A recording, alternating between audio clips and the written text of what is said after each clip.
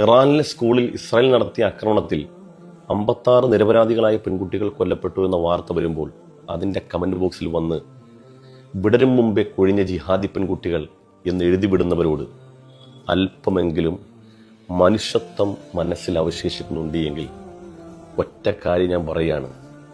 കരച്ചിൽ ടെഹ്റാനിൽ നിന്ന് മാത്രം ഉയരുന്ന സംഗതിയല്ല.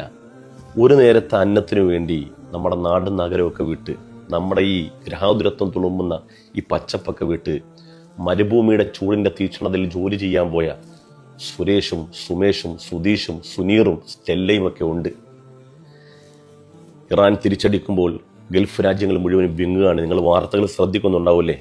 ഗൾഫ് രാജ്യങ്ങളിൽ നിന്ന് പരസ്പരം അങ്ങോട്ടും ഇങ്ങോട്ടും ഉയരുന്ന അലമുറകൾ, കരച്ചിലുകൾ. ഒരു മൃതദേഹങ്ങളും നമ്മുടെ മുമ്പിലേക്ക് വരാതിരിക്കട്ടെ എന്ന് ആത്മാർത്ഥമായി പ്രാർത്ഥിക്കുക. പ്രാർത്ഥിച്ചില്ലെങ്കിലും വേണ്ട, അവഹേളിക്കരുത്. കേരളത്തിലെ മുസ്ലിം പണ്ഡിതന്മാരുടെ പ്രൊഫൈലുകളൊക്കെ പോയി നോക്കൂ. അവിടെയെല്ലാം കാണാം യുദ്ധം വേണ്ട, യുദ്ധം അവസാനിക്കട്ടെ എന്ന് പ്രാർത്ഥിക്കണമെന്ന്. ആരും ജയിക്കാനും ആരെങ്കിലും തോക്കണമെന്നുള്ള ആഗ്രഹം കൊണ്ടല്ല, മറിച്ച് യുദ്ധം കഴിയുമ്പോൾ, അതിൻ്റെ പൊടിപടലങ്ങൾ അവസാനിക്കുമ്പോൾ, അതിൻ്റെ തീപ്പുകയും തീച്ചൂളയും ഒന്ന് തണുക്കുമ്പോൾ കുട്ടി കളിച്ചുകൊണ്ടിരുന്ന പാവക്കുട്ടികളുണ്ടല്ലോ, അതിങ്ങനെ കത്തിക്കരിഞ്ഞത് കാണാം.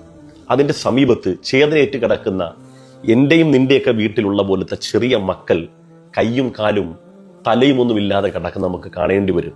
അപ്പോഴൊന്നും മനസ്സ് വിങ്ങും. അപ്പോഴാണ് എഴുതിയെക്കുറിച്ച് നമ്മൾ ഓർത്ത് വിലപിക്കുന്നത്. അതുകൊണ്ട് എൻ്റെ പ്രിയപ്പെട്ട സഹോദരങ്ങളോട് പറയാണ്, വൈരാഗ്യം, വിദ്വേഷം നിങ്ങളുടെ മനസ്സിൽ നിന്ന് മാറാൻ പോകുന്നില്ല.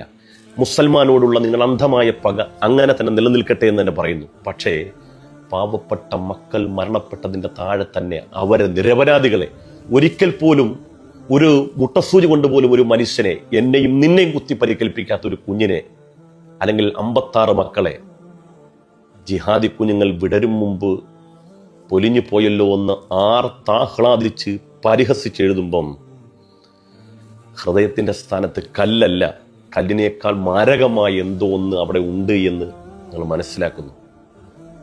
ദൈവം ഈ യുദ്ധത്തിൻ്റെ ഭീതിയും യുദ്ധത്തിൻ്റെ പുകക്കറകളൊക്കെ മാറി സമാധാനം നിലനിർത്തട്ടെ എന്ന് ആത്മാർത്ഥമായി പ്രാർത്ഥിക്കുകയാണ്.